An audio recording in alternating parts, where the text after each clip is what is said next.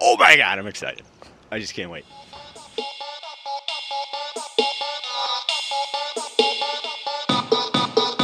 Hello race fans, Brian Davis races. Today's only Tuesday.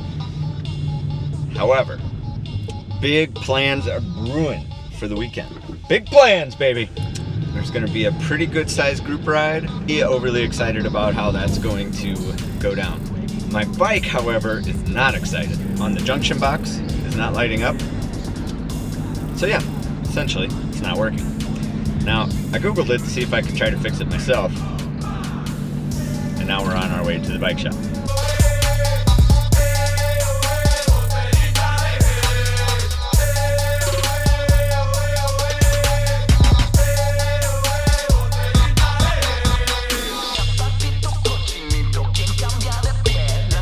Let's talk about local bike shops for a second, because that was such a stupid little problem, and I don't know, I guess I'm a complete idiot. I didn't check the wires into the junction box to see if they were just sort of finger loose, and that's what it was. That's all it was. You never know what's going to happen when you train all winter indoors and then you go outside. It's just a totally different process. I thought I'd check in with you and let you know how excited I am to go for that bike ride on Saturday. So the weather's supposed to be 47 and sunny. Oh my God, I'm excited. I just can't wait. Just thought I'd let you know. Can't wait. Start at the bottom, work your way up. Shoes, booties, tights, shorts, heart rate monitor, base layer, jersey, overcoat, glasses, helmet, cell phone, flat kit, gloves. Yeah, that's pretty much it, I think. Oh, bike. Yeah.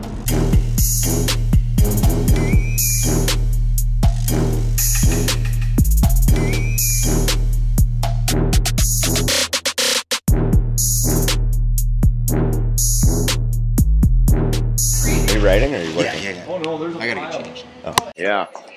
Nick, first road group ride, is that right? Yep. All right, are you excited? Yeah. What are you nervous about if you could pick one thing? Kind of nervous about if I'm doing everything right in the group. I don't want to be touching tires with you guys or anything or stepping on your toes, so I might just hang back in the draft a little bit. Okay, sounds good. Is there anything that you want to learn today? When you get home, you want to say, I'm glad I figured that out. I want to learn how to nutrition right and drink right on longer rides. Okay. 60 miles is definitely a longer ride for me. So, right on. Yeah. All right, good. We'll do that. Can do. All right, the gang's all here.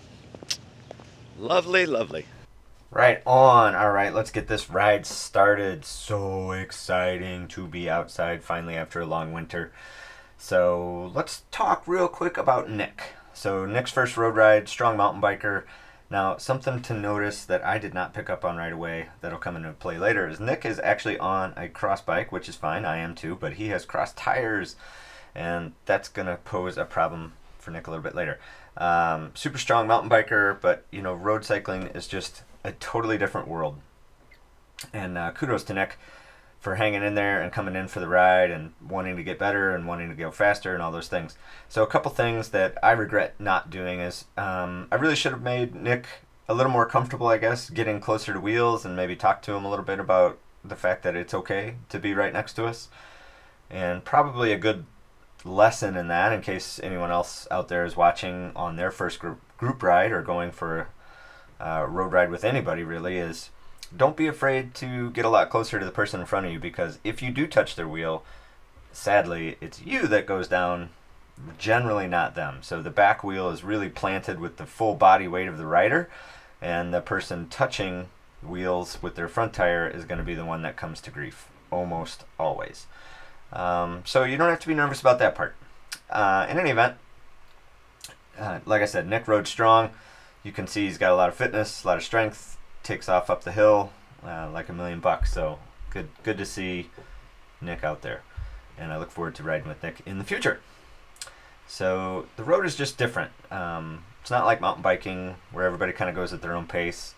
It's a little bit more like tennis, right? So if you're with people that are on the same level as you, road cycling is a ton of fun.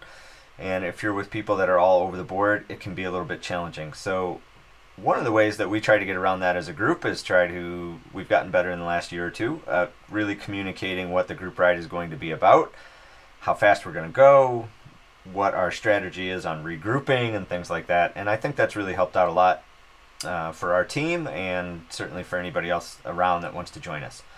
So hopefully more people do. Another thing would be body position. So you can see some of the guys with a little bit more experience are a little bit lower down on their bike. They're bending their elbows. They're trying to catch as little air as possible in their torso, which is going to save them a ton of effort.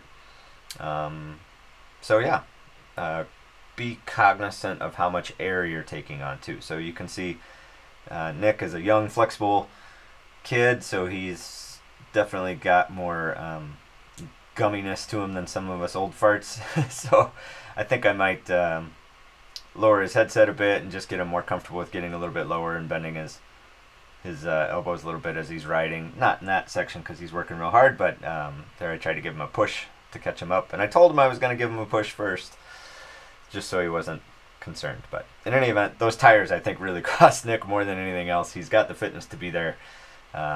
Just those tires are a tough way to go. So in any event, that was how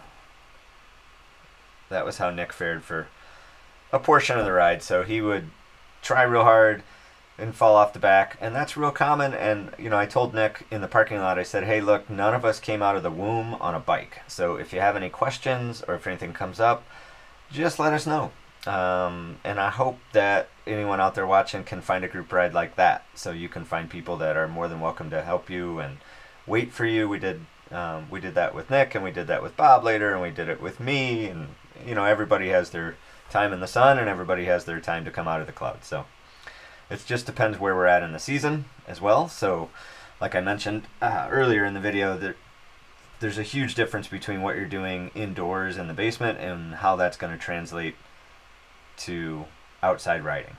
That's for sure. Very big difference sometimes. All right, here we're wrapping up about halfway through the ride, and Nick has thrown in the towel. He certainly played like a champion that day, so kudos to Nick, and kudos to John, teammate there, John. He's going to ride Nick back into the shop, make sure he gets back safely, and I just want to really thank John for that stand-up move. That was awesome of him. So anyway, the rest of us are off to the coffee shop now, and we are going to have a nice aggressive ride into the coffee shop. So as you can see, it's a beautiful day. It's still a little bit chilly. I don't think I ever took my made too many clothing adjustments from where I started, so pretty chilly. Glad I bundled up. And here's the coffee shop.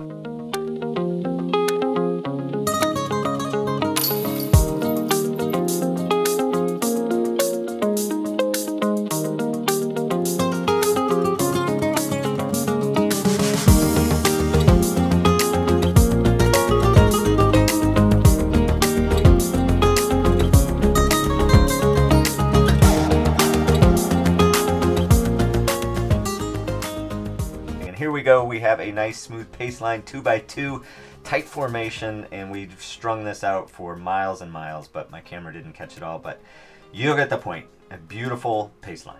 Oh, I am totally cooked. Oh man, back at the shop, what a great ride. The day's turning out gorgeous. Can't wait to get some food. Now what's funny is not more than 10 minutes ago I was really mad at myself for all the beer I drank. But now they started selling beer here. I really feel like I want one.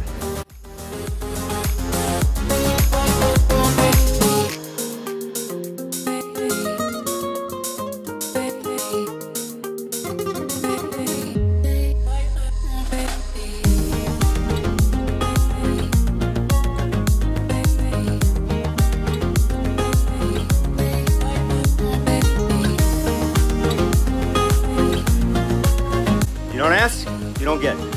I'd really appreciate it if you'd give me the thumb, give me a sub, give me a comment. Let me know how you're getting ready for spring. I don't know that I'm doing that great of a job at it. I could use your advice.